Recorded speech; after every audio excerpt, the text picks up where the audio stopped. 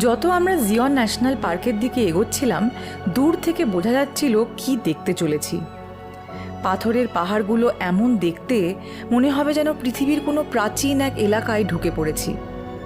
মেটে লাল রঙের যেন হাজার রকমের শেড গায়ে মেখে মূর্তিমান হয়ে দাঁড়িয়ে আছে সব পাহাড়গুলো। আঁকা বাঁকা রাস্তা দিয়ে যেতে যেতে কোন এক অচেনা জগতে যেন একটু একটু করে হারিয়ে যাচ্ছিলাম আমরা।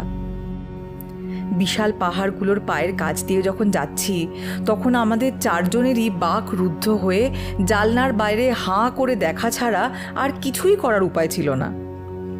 আপনারা নিজেরাই দেখে বলুন না, চোখের সামনে এই দৃশ্য থাকলে আর অন্য কিছু মাথায় আসে?